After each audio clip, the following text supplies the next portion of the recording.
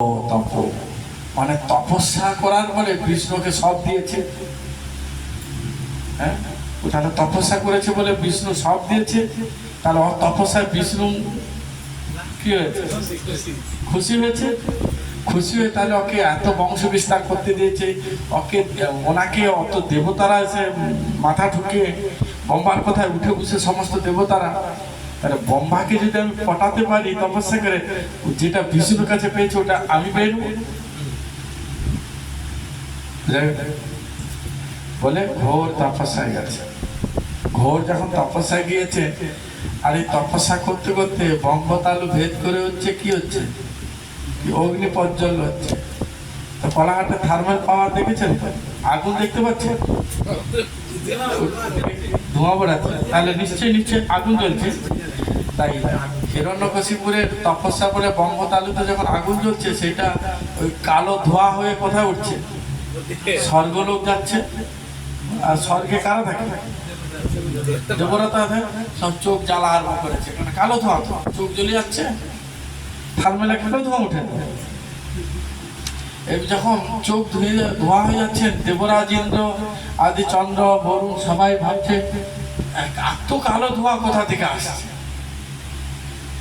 এত কালো ধোঁয়া আসছে চারধার থেকে, কি ব্যাপারটা? পুরো দেবলোক হচ্ছে ধোঁয়া একদম হয়ে যাচ্ছে।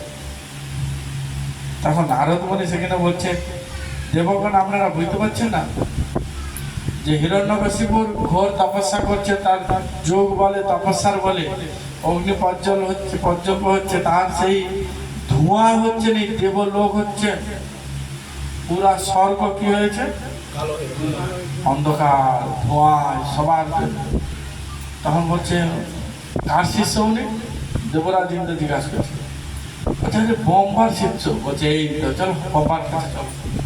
ব্রহ্মাকে যে বলছে কি ব্যাপার, ধোঁয়াটা মানে আপনার চোখে লাগেনি মনে হচ্ছে?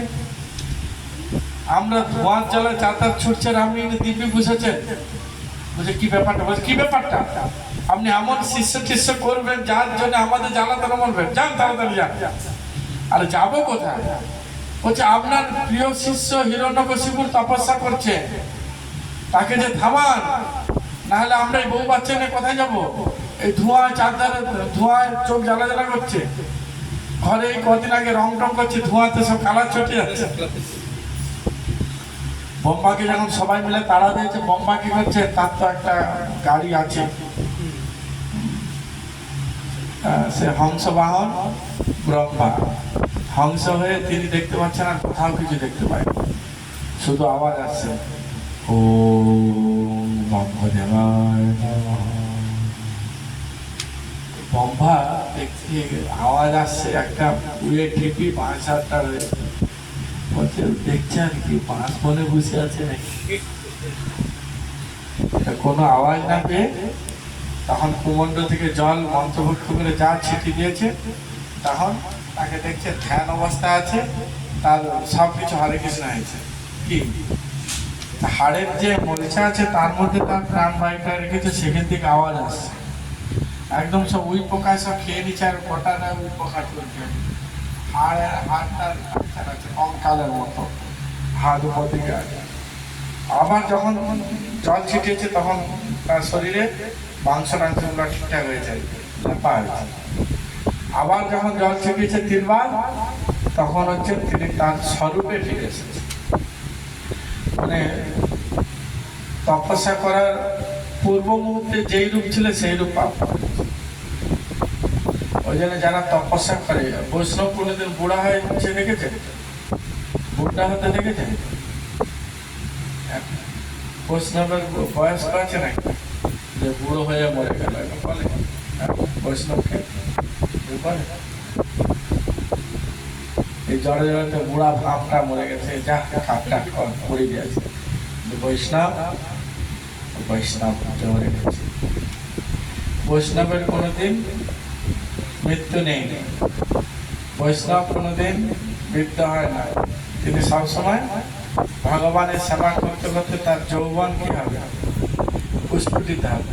তাই ভক্তরা তো দেখতে সুন্দর গেল, কারণ যে ভগবান নিত্য পুরুষের সেবা করে, বোঝা গেল?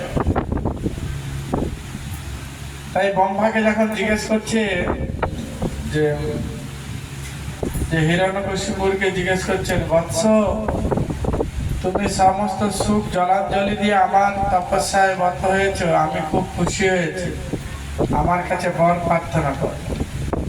তখন হিরণ্যকশিপুর বললেন, হে পিতামহ ব্রহ্মদেব, আমি অমরত্ব বর চাই।